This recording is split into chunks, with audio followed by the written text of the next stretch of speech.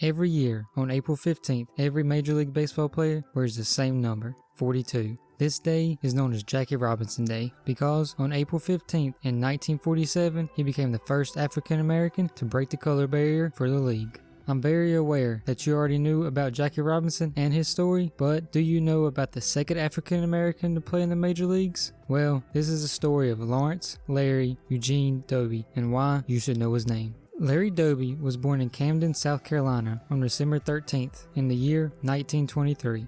He was born with baseball skills in his DNA, as his father, David Doby, played semi-professional baseball as well as working as a horse groomer. As a child, Larry Doby faced many hardships as his parents would end up getting divorced, which caused his mother to move up north to find work and leaving Larry in the care of his relatives. He grew up in the South, which obviously during that time was not fun for someone like him. And worst of all, when he was only 8 years old, his father tragically died. These circumstances surely helped lead him to becoming the strong man he would turn into.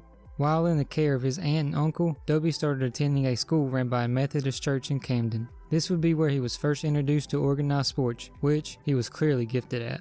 Once he was ready to begin attending high school, Doby would move back in with his mother up in New Jersey, where he would attend Eastside High in Paterson, New Jersey. During his time in high school, he was not shy to show off his athletic ability. He obviously played baseball, as well as football, basketball, and track. Between the four sports, he would earn 11 varsity letters. His football team was good enough to win a state championship and even be invited to compete in Florida. Larry was the only African American to be on the football team, and the promoters of the event wouldn't allow him to play. The team decided to skip the competition in support of him. Doby's production in high school would end up earning him an athletic scholarship at Long Island University to play basketball. The dude was definitely an all-around athlete. In 1942, following his high school graduation, that summer, Doby would begin playing in the Negro National League for the New York Eagles. The problem was, he would lose his amateur status, which would cause him to lose his scholarship if someone found this out. To help not get caught, he would use the name Larry Walker instead of his real name. The following year, he would get drafted to join in the fight in World War II, serving in the Navy until 1946. That same year that he would return back home, he would join back up with the New York Eagles. In his first full season with the team, Doby led the Negro National League in hits, triples, OPS, and total bases. He was an all-star and he would cap off his season the best way possible, leading the Eagles to a championship, beating the Kansas City Monarchs to win the Negro League World Series, the only one they would win in the team's 14 seasons that they played. That off-season, Doby joined the Jackie Robinson All-Stars, a team made up of African American players who would face off against white players from the MLB, as well as playing in winter ball down in Puerto Rico, where he batted .358 and finished second in the league with 14 home runs. The next season, Doby would begin the year with the Eagles. That is when he witnessed Jackie Robinson breaking the color barrier for Major League Baseball.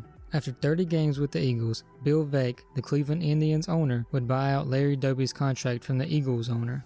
Veeck had begun preparing for African Americans to enter the league for some time, hiring scouts just to look for young, talented African American players. Doby was proven to not only be extremely good at baseball, but shown to be a high character person, which is something Veeck thought was necessary, given the circumstances Doby would have to go through. Roughly 11 weeks after Jackie Robinson played his first game for the Dodgers, Larry Doby became the second African American to play in the MLB. On July 5th, 1947, Doby came into the game for the Indians as a pitch hitter and became the first African American to play in the American League. He would strike out, but the at-bat in itself was more than just that result. He became a part of history and helped integrate African Americans into the major leagues. In total, in his first season with the Indians, Doby played in 29 games, having a .156 batting average and 32 at-bats. Honestly, his story could have stopped right there and he would still be worth remembering, but there was still a lot more for Doby to accomplish. Following this first MLB season, Doby's offseason might not be what you would expect. After a disappointing start with the Indians, at least disappointing for Doby's level of talent, you would think he would solely focus on improving in baseball. That's not what happened. In 1950, Earl Lloyd played an NBA game for the Washington Capitals, making him the first African American to play in the NBA. Lloyd gets credit for breaking the color barrier in the NBA. He was, however, not the first African American to become a professional basketball player. After Doby's first season in Cleveland, he joined the Patterson Crescents of the ABL, American Basketball League. He became the first African American to join the league in the 1947-48 season, just a few years before Lloyd played an NBA game. Once again, Doby was making history. He would only play in 8 games and average just under 2 points a game. This was the only season he would play professional basketball. In his first full season in the MLB, Doby began to adjust to the new league and all the hate that came his way. He had a batting average of .301 and an OPS of 135, which meant he was 35% better than the average player that season. He even received votes for the AL MVP. That 1948 season, Doby helped lead Cleveland to the best record in the American League. Back then, only the team with the best record in both the American and National League made the playoffs. The Cleveland Indians would face off against the Boston Braves for the World Series title. In Game 2 of the series, Larry Doby would become the first African American to hit a home run during a World Series game, once again adding to his legacy. The series would go on for 6 games, with the Cleveland Indians winning the series 4-2, making Doby a World Series champion. He was not just along for the ride either, as he led his team in base hits with 7. Up to this point, Doby had gone through so much in his life. His parents' divorce, his father's death, having to live with relatives, not being allowed to compete in football competitions, receiving a basketball scholarship, playing professional baseball in the NNL, getting drafted into World War II, winning a NNL championship, becoming the first African American in the American League, becoming the first African American in the ABL, and becoming a World Series winner. That's a lifetime worth of things to go through. Doby was just 24 years old.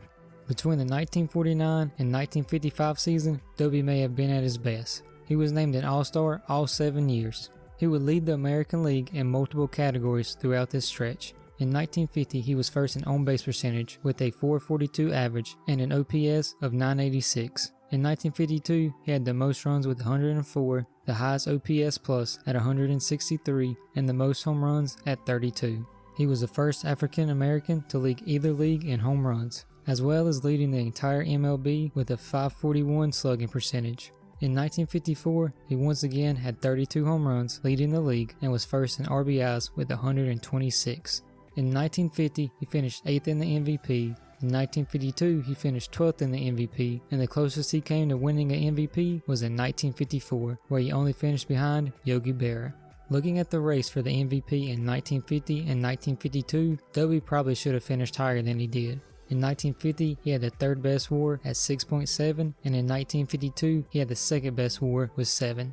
After these 9 incredible years with Cleveland, Doby was traded away to the Chicago White Sox. I wouldn't say he played bad with Chicago, but it wasn't quite up to what he did with the Indians. He was still good, however, hitting 38 home runs, having 181 RBIs with the 126 OPS plus, and a combined 7.1 WAR in 2 seasons with the team. After the 1957 season, he would be traded back to Cleveland. In his last 2 MLB seasons in 1958 and 1959, Doby played in only 128 games for 3 different teams. Doby finished his career with a WAR total of 56.5, which is currently the 18th best ever for a center fielder. Not too bad considering everything he went through. His career slash line is 287, 388, 499. He had a career total of 277 doubles, 69 triples, 273 home runs, 1,094 RBIs, and 63 stolen bases.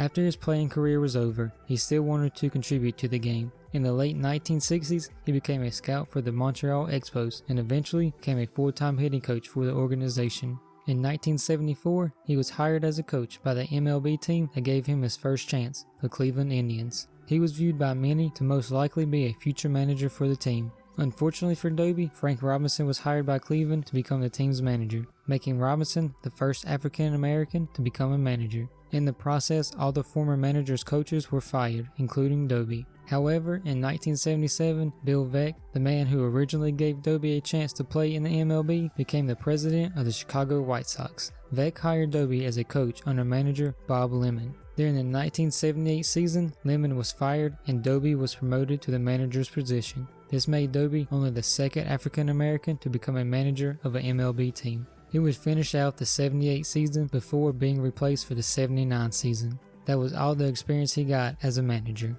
In 1994, the Cleveland Indians decided to retire the number 14 that Doby wore, honoring the legacy that he left on the organization and MLB. In 1998, Doby would receive the highest honor a baseball player can have. He was elected to Baseball's Hall of Fame by the Veterans Committee. And in 2003, after a 6-month struggle with cancer, he would sadly pass away. Larry Doby achieved many things in his life that very few could ever dream of. Even after everything that's been mentioned in this video, there were also more things Doby did in his lifetime that are notable, such as 3 years after finishing his MLB career, Doby became one of the first Americans to play professional baseball in Japan. He even apparently had a close relationship with Jackie Robinson since he was a pallbearer at Robinson's funeral. Doby even got into the world of the NBA as he was a longtime executive with the New Jersey Nets. This man accomplished so many things in his lifetime, and you need to know who Lawrence Larry Eugene Doby is.